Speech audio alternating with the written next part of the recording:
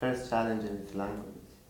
If you don't know, it's very difficult. It's become very difficult for you. You can't communicate with other people, and you cannot do anything. Yeah, it's very difficult. Yeah, and I think being lonely too, because if you come here and you're unaccompanied, and you find it quite hard because you have no one to speak to, so being lonely as well would be a challenge. Yeah, and you can't make a friend Yeah. because you don't know about the language. Yeah. You need to have quite a versatile approach. You mustn't be stuck in one sort of methodology because it just doesn't work. You're looking at students from all sorts of educational backgrounds, so one size just doesn't fit all with this group at all. So you need to work out quite quickly what works best for them. Some students like a bit of fun in the classroom, some students are very serious, want a lot of grammar, some students like to have a bit of friendly banter, some students really don't like that. Some students have never been to school before, so they find that whole containment of 3 hours really difficult to handle. They're very distracted. So you need to get with that very quickly and be amenable to the changes in that, with also giving some sort of structure. You can't be too fluid, otherwise there is just no structure and no sense of discipline in the classroom, and that doesn't help them in any way. There is something like that pushes you to do more because you're sitting with people of your same age, so you're free to look into their books and see what they're doing. And once they have like a few more vocabularies than you, you're like, I'll come tomorrow with more. Like, it pushes you to do more and it makes you learn more. Yeah, all the young people of here are the same age. We can talk to each other. We can go out after that, after the class. Yeah. And you can make friends. I myself, I've got lots of friends from 16 plus. I'm still going out playing football with them. For me, the most important thing is bringing some sort of element of a warm, comforting environment. So I've been looking this year particularly at sort of trying to create some sort of almost like a primary classroom feel. It's a nice classroom, it's a warm classroom, it's colourful. There's pens and paper and rubbers and sharpeners on the table. All the students have water bottles. I'm trying to bring in fruit. We've got this thing going with Tesco where they're going to give us fruit. There'll be fruit in the classroom that students can have.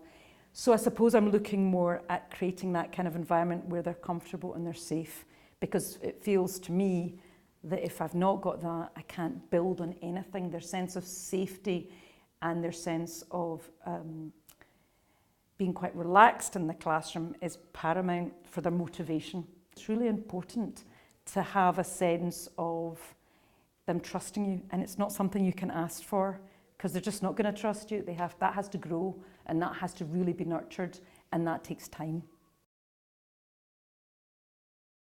They need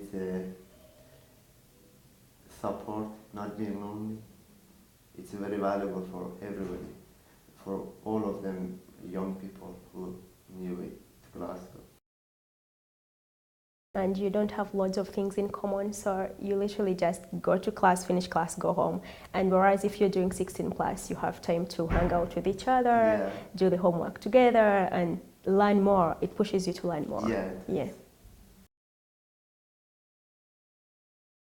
There's a lot more going on in their lives. They are learners, and my job as a teacher, and that's what I'm trying to do, is to teach them. But I'm also aware that they are teenagers.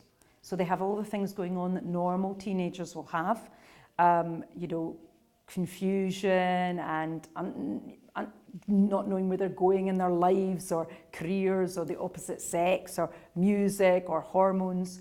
And they've got that added thing of all the different traumas and the grief and the change and all of that that's going on in their lives. I'm doing pharmacology in Glasgow Uni, and I'm volunteering with peer mentoring, which is a group for helping new people in Glasgow. And I'm volunteering with Exchange Scotland as well, which is a group as well, which works internationally to help communities from all over the world.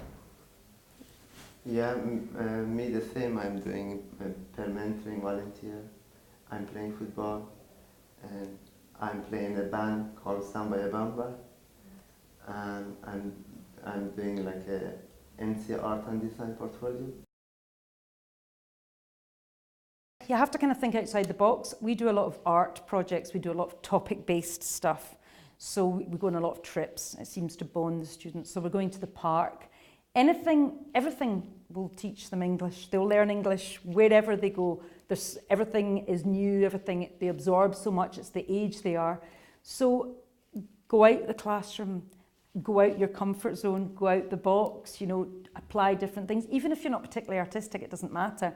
Bring different things into the classroom to do that. I do a lot of technology with them. We do a lot of games online. We do listening and speaking and writing and outside the classroom, everything. And I tend not just to stick to English. I do things like a bit of history, a bit of maths, a little bit of science. Not things that I'm particularly qualified to do, but the little I'm doing is enough. And they really like that because English for 3 hours is a lot. So actually, if you can mix it up a bit, I find that helps enormously.